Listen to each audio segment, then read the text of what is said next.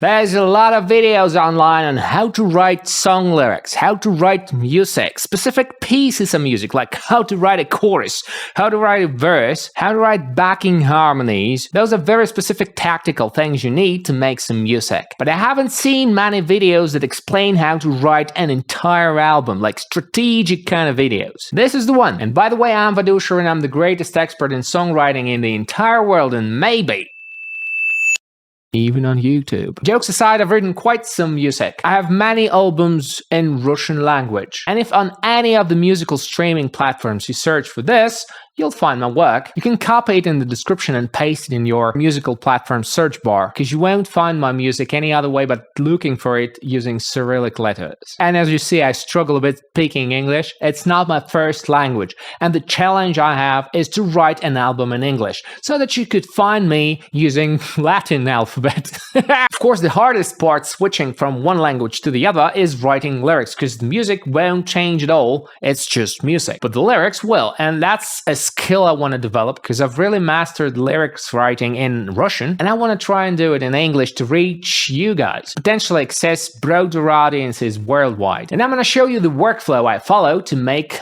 albums happen. There it is. A spreadsheet. That's a project management tool I use to track how my album is doing. You can see that the health status is 5.3%, and you can see the function behind it if you're a nerd. First, I come up with ideas about song topics, things I want to make songs about, because my art is lyrics centric. Lyrics go first, then comes everything else. I've hidden topics and ideas from you because I feel vulnerable exposing them to you. I don't know why, I probably need to visit a therapist for that, but I've hidden them. I've got all the 17 topics and ideas, and this is where the magic starts happening. 17. Probably I need about 10, maybe?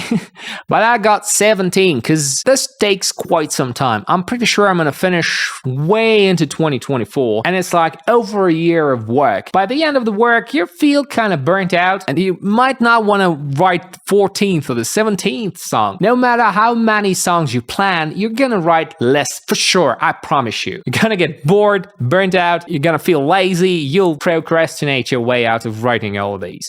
But if you plan for more, you'll write at least something.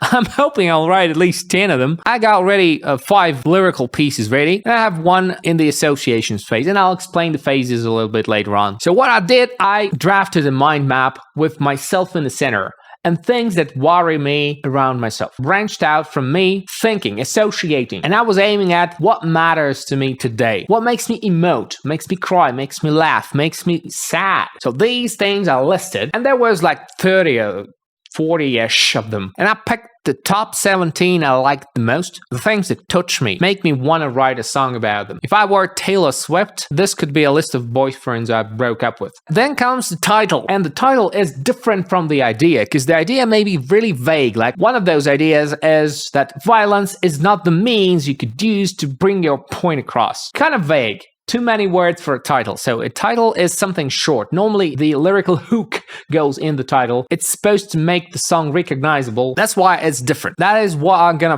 feed into the distribution platforms. That's what you're gonna see when you search for my name on your musical platforms. The title. Then goes the workflow, and it's broken up in 4 main stages. One is writing lyrics, and that's the most important thing for me. Then music composition. That's not recording, it's just coming up with melodies, coming up with harmonies, rhythmical patterns, and things like that, arranging the thing. Then goes recording, so making these, and I normally do these in MIDI, and then I convert MIDI into the actual recording by either recording the bass or guitar or singing, these kind of things. And then when it's ready, I finalize the track by inserting some ear candy, some very fancy things that makes your ears orgasm when you hear them. Little things, subtle sounds, hisses, shakers, and things that make the song 3D, not just a flat surface kind of straightforward piece. And then I mix and master the whole thing and feed it to distribution platforms. That's the workflow. This tool helps me follow the steps and not get overwhelmed by the sheer volume of work, because that's a lot. That's 17 tracks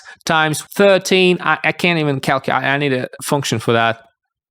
That's how many tasks I have in this project. That's a lot of tasks. Right, let's start with writing lyrics. If you've seen any of my videos, that's what we talk mostly about on this channel. First, I come up with associations. So I have a topic or an idea and I branch out associations around it, like hundreds of them. Movie quotes, things associated with the topic, pop culture characters, places, people, books, adjectives, nouns, verbs, any kinds of associations I can come up with, and then I sift through them to find ideas I like, messages I want to convey, or phonetically nice associations. And I put them all together on a sheet of paper, and then I convert that to lyrics by taking the strongest ideas and placing them in the very ends of the song's structural elements, like in the very end of a verse, or in the very end of the chorus, or in any other strong places that have the maximum of the listener's attention build up. Because when a song starts, the anticipation builds up, and then it peaks before a chorus or something,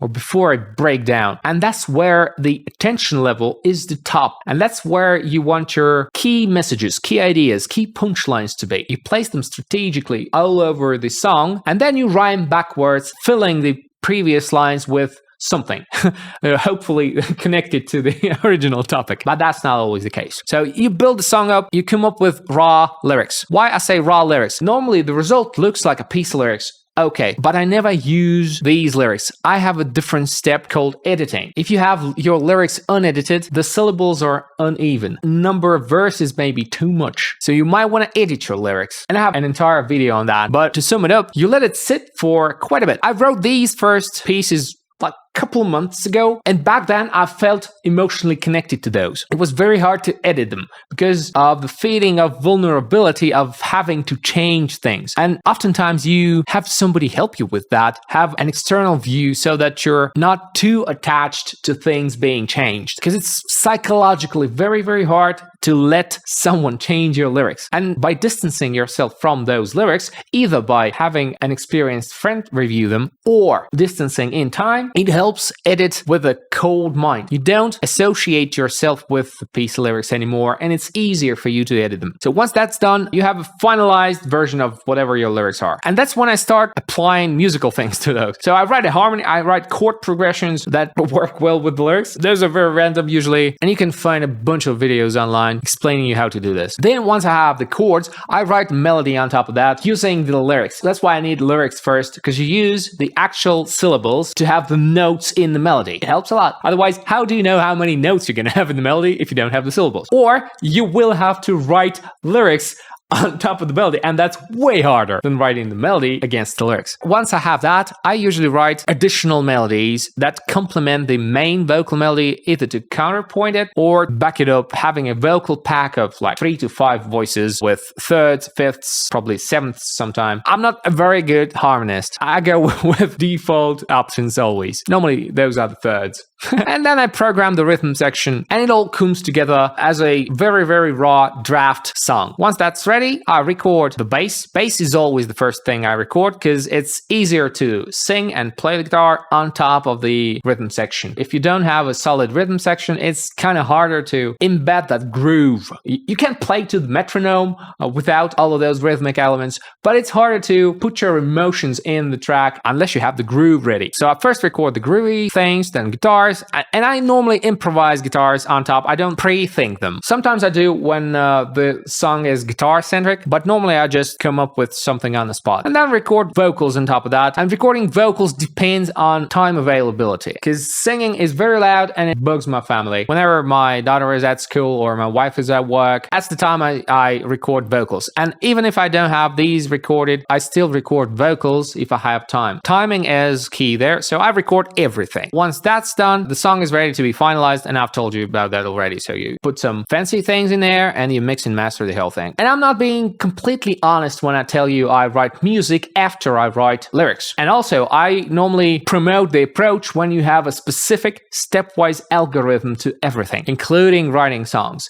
But that's not always the case. Having inspiration is also important, but you can't rely on inspiration. It's been a while since I've been collecting little musical ideas for my songs, and I record them. I don't memorize them. I just come up with something and I record it. Pro tip there, there's my guitars, and they're grab accessible. flexible. You can just grab it and play it. Always keep your guitar ready to play. Don't put it in a bag. Don't put it in a closet. Because if you do, you're going to procrastinate out of playing the guitar. You're not going to touch it if you don't see it. You're not going to touch it if there's an obstacle between you and the guitar. So that's why I have my guitar always available to play. And it's literally right out sitting. I can reach it at any time I want, anytime I feel like playing it. And I do. And I've recorded little snippets of riffs, melodies, of harmonic sequences, chord progressions. And I've been doing it for a while. That's like a couple of years ago. So that's a couple of years worth of spontaneous musical ideas. And pro tip number 2, always record what you come up with. Whether it be lyrics or musical ideas or drum parts, whatever you come up with, always record it. Write it down. Put it in notes on your smartphone or upload it to a cloud. Do everything you can to have a physical copy of your idea, because if you don't, you're gonna forget it, I promise. So I have a bunch of pre-made ideas. I have a list of things I have to methodically go through, and then at a certain point they start meeting each other and it'll all result in an album. It's not gonna happen in 2023. It's probably gonna be next year. I hope way into 2024, I guess. It's gonna take a lot of time, and I really am hoping this will work, because I've never written an album in English. That's a challenge for me. English is not my native language. I struggle speaking it a little bit, and I struggle writing lyrics in it a little bit, because though I speak pretty well, writing lyrics is a whole different animal. All the stressing, all the rhyming, all the syllables. That's an entire skill set you need to master, you need to practice. If you don't practice it, you don't write good lyrics. That's what I wanted to do. I wanted to practice writing lyrics in English. And I hope this works out. I'll try and keep you updated if there's any updates. That's pretty boring. That's just going through checklists. It's not too fun. Probably I'll make an update in like half a year or something. Thank you for watching this video till the very end and not skipping any bit of it. It helps YouTube know the video is interesting and worth promoting. And most importantly, it makes me happy. I wish you all the skills and success you need to write your own top charting albums, because you're awesome. Writing an album, running out of luck. I wonder why all of my tracks suck. Yes, you are.